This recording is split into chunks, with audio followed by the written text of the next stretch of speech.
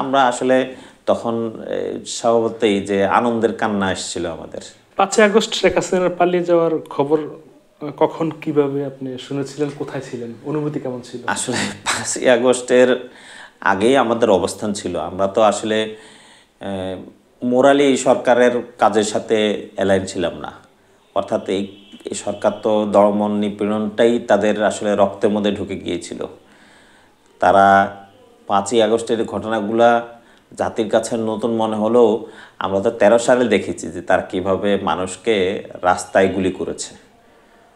তো সেই জায়গায় নিজেকে কল্পনা করে আমরা কিন্তু বসে থাকতে পারিনি। আমরাও কিন্তু তখন থাকতে হয়েছে ময়দানে। আমাদের পরিবারের সদস্যরাও তখন এই 5 তারিখে কিন্তু মাঠে গিয়েছে, মানে নেমে গিয়েছে। এবং 5 তারিখে এই আনন্দ উল্লাস আমাদের জন্য এত বড় একটা সংবাদ ছিল আলহামদুলিল্লাহ, যে এটা আসলে কল্পনাও করতে পারছিলাম না যে এরকম একটা ঘটনা ঘটে গিয়েছে। কারণ এই ধরনের একটা ফ্যাসিস্ট সরকার সে এভাবে মানে পালিয়ে চলে যাবে, তার পরিণত এরকম হবে, এটা আসলে আমাদের চিন্তারও বাইরে। আমরা আসলে তখন স্বভাবতই যে আনন্দের কান্না এসেছিল আমাদের। আমাদের কোনো ক্ষোভ ছিল না তাদের প্রতি, কিন্তু এই যে এত বড় একটা জনগণ যে এত বড় একটা ইয়ার উপর থেকে রক্ষা পেল, এটার জন্য শুকরিয়া আদায় করা ছিল আমাদের প্রধান টার্গেট। তখন তো অটোমেটিক শুকরিয়া আদায় করেছি আমরা আল্লাহর কাছে। আমরা কারণ হচ্ছে আমরা যে জিনিসটার মধ্যে দিয়ে গিয়েছি, আমাদের ফিলিংসটা হচ্ছে আমরা তো কারোর জন্য সেম জিনিসটা করতে পারি না।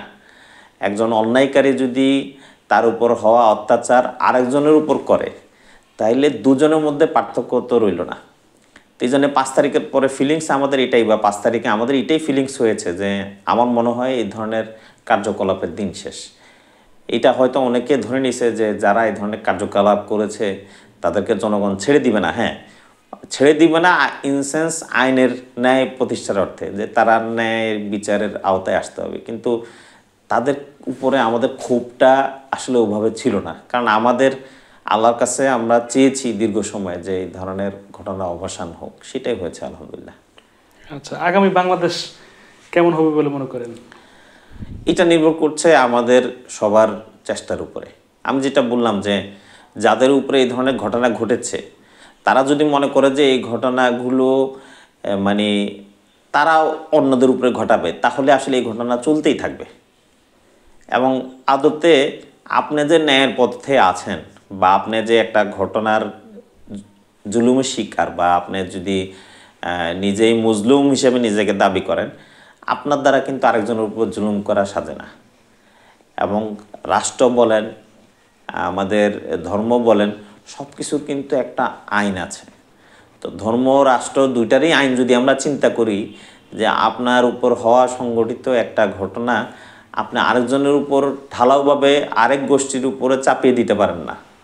তা আমাদের আশা আকাঙ্ক্ষা এটাই, যে এই যে ন্যায় বিচারগুলো যেন হয়। 1 নম্বর, ন্যায় বিচার দেওয়া এটাই প্রতিষ্ঠা করতে হবে, যে ভবিষ্যতে কেউ এটা করার যেন সাহস না পায়। সেকেন্ড হচ্ছে কারোর উপর যেন জুলুম না হয়।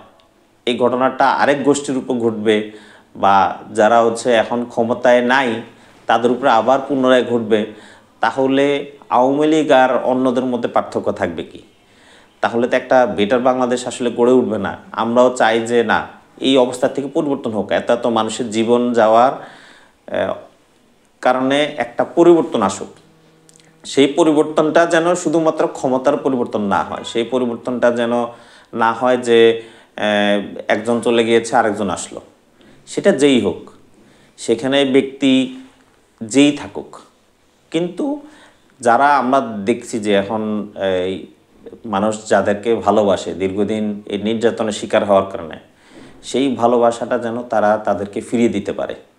তারা যেন সেই ভালোবাসাটা এমনভাবে ফিরিয়ে দেয় যে ন্যায় এস্টাবলিশমেন্ট এবং কারোর উপর অন্যায় না করে।